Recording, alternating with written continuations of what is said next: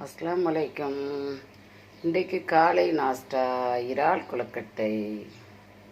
விவரம் எங்கள் ஊருக்காரருக்கும் சொல்ல தேவையில்லை, எல்லாருக்கும் தெரியும். ஆனால் மற்ற பேர் பார்ப்பாங்கிறதுக்காக வேண்டி தான் அது விளக்கத்தை சொல்கிறேன். இறால், வெங்காயம், கருவேப்பிலை, பச்சை மிளகாய், அரைக்குட்டா மாவு, ஒரு தேங்காய். தேங்காய் ரொம்ப பெருசு இல்லை, மீடியமான தேங்காயில் ஒரு தேங்காய். தேங்காய் பூ, அதுக்கப்புறம் மாசித்தூள், மஞ்சத்தூள், கீரைப்பொடின்னா வத்தல், சீரகம், பெருஞ்சீரகம் போட்டு வறுத்து திரிச்சது இவ்வளோ போடணும்.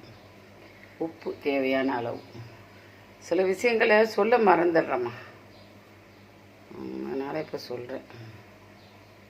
அப்படித்தான் சில்லங்கால ஒரு வீட்டில் இது பக்கத்து வீடு ஒருத்தர் காயப்படுத்துக்காரோ, ஒருத்தர் சில்லக்காக்காரோ.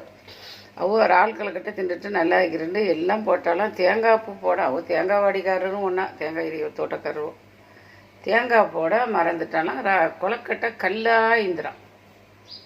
இப்போ சமயக்கார்கிட்ட போய் காயல்படுத்தில் வேலை பார்க்குற சமயக்கார்கிட்ட போய் கேட்டாலாம். கொடுக்க பேர் ஹாஜியார்.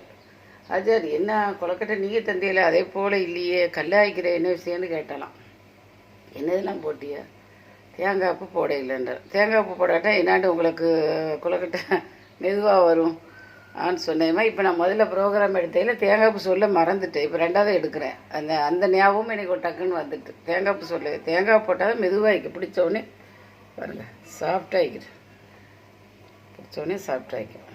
தேங்காய் தான் எல்லாருக்கும் இப்போ நான் எல்லா விஷயத்துக்குமே நல்லதுன்னு சொல்கிறாள். அதனால் போடுங்க. ஃப்ரெஷ் தேங்காவை போட்டேன். இவ்வளோ தான். அதை என்ன செய்யணும், அந்த காய்கறி கோஸு, வெங்காயம், கருவேப்பிலை, பச்சை மிளகாய், கீரைப்பொடி எல்லாம் இறால் இதெல்லாம் போட்டு கொஞ்சம் எண்ணெய் ஊற்றி முதல்ல வதக்கிக்கணும்.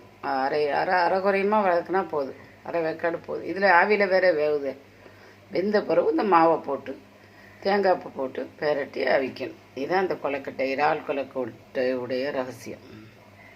சரி, பார்த்துட்டு லைக் பண்ணுங்கள், ஷேர் பண்ணுங்கள், சப்ஸ்கிரைப் பண்ணுங்கள். அஸ்ஸலாமு அலைக்கும்.